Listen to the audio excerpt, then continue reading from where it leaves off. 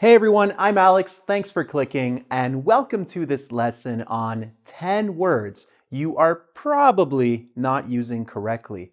So just like the title says, I will look at 10 words that most people think they know the meanings of, but really you might not. So this video is intended for people whose first language is English or advanced speakers who are studying the language.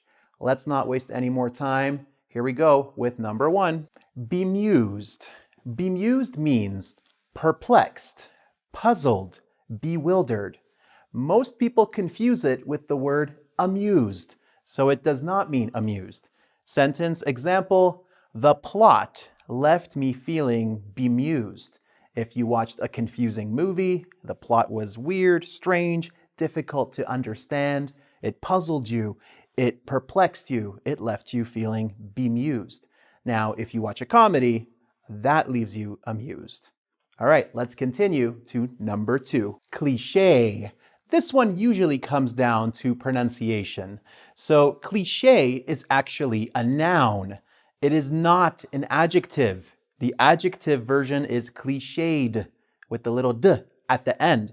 So you can say Hollywood blockbusters are full of cliches, the noun.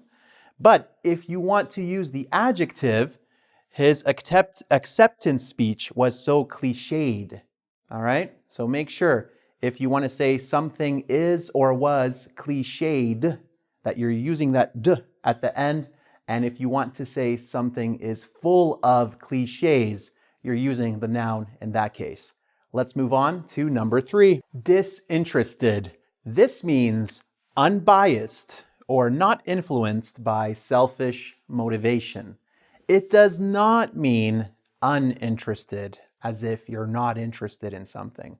For example, professional referees need to be disinterested. So a hockey referee, a basketball referee, a football referee, they need to be disinterested, unbiased. Also think of a Supreme Court judge. They cannot have bias. We need a disinterested judge or a disinterested party, a mediator. And the use of uninterested, I'm uninterested in sports, if you're not interested in sports, for example. All right, here we go. Number four, enormity. This means extreme evil, not enormousness. Yes, enormousness is an actual word in the dictionary. For example, we cannot accept the enormity of child labor, the extreme evil of child labor. And here we have enormousness. The enormousness of the pyramids must be seen to be believed, not the enormity. All right, the enormousness, the size. Let's move on to number five, fortuitous. This means unplanned or coincidental. It does not mean lucky or fortunate. For example, we ran into a fortuitous obstacle, an unplanned problem, something you didn't plan for, and that was a coincidence when you were doing your project. And here we have fortunate. We were fortunate to qualify for the tax rebate. So we were lucky or fortunate. Let's move on to number six, noisome. This means smelly. It doesn't mean noisy. For example, the noisome fish market gave me a headache. So I'm walking in the fish market. The smells are so strong, so powerful that I start not feeling well and I got a headache. Now it is possible to say the noisy fish market gave me a headache. But here, the cause is the noise, the volume of the people talking and selling and buying in the fish market. So remember, noisome, smell, noisy, hearing. Let's move on to number seven, nonplussed. This means stunned or bewildered, shocked, if you will. It does not mean unimpressed. It sounds like it would.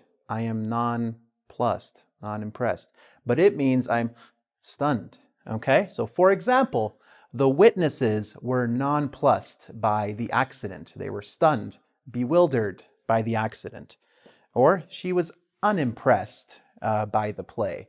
So if you can be nonplussed by a play as well, if it's very shocking, like 12 Angry Men, excellent. You can feel nonplussed after that. There are some shocking, revelations there.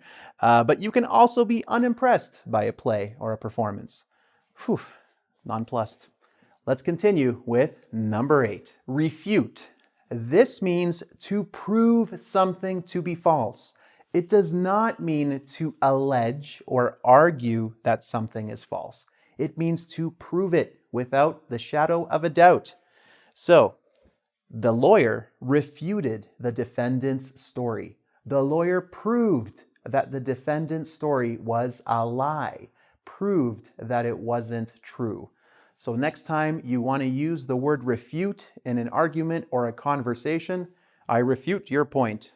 No, no, no. You want to prove that it's false. That's when you use refute. If you want to argue, you can say, I'm going to argue against that point. All right, we're almost there. Number 9, hung. This is the past of the verb hang. Now, hung in the past simply means something is suspended. It does not mean that someone is suspended by the neck until dead.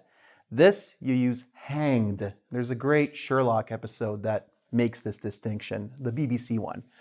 So, for example, I hung your picture on my bedroom wall. That's an example.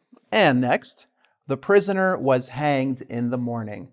So remember, hung, objects, paintings, pictures, notices, and hanged by the neck until dead. So criminals and prisoners, well, criminals, because prisoners could be innocent too, I guess. So anyway, all right. Number 10, simplistic. This means naively or overly simple, something that a child could do or draw or create. It does not mean simple or pleasingly simple. Here we have the examples. I hated the plot. It was too simplistic, like a child could have made that story. Think of a child's drawing of a person. That's a simplistic way to draw a human with stick figures. And simple, we liked the house's simple design. It was pleasing to the eye, so it was a nice, simple design. All right, everyone, so those are all 10 words that you might not be using correctly, but after this video, maybe that will change. So if you'd like to test your understanding, make sure you got everything, you can check out the quiz on engVid.com. While you're there, don't forget to check out, the thousands of other videos that we have on there right now. And check out the other teachers. We have a lot of talented people working at engVid. And if you like what we do, you can donate to us to support the site. Don't feel obligated to do it.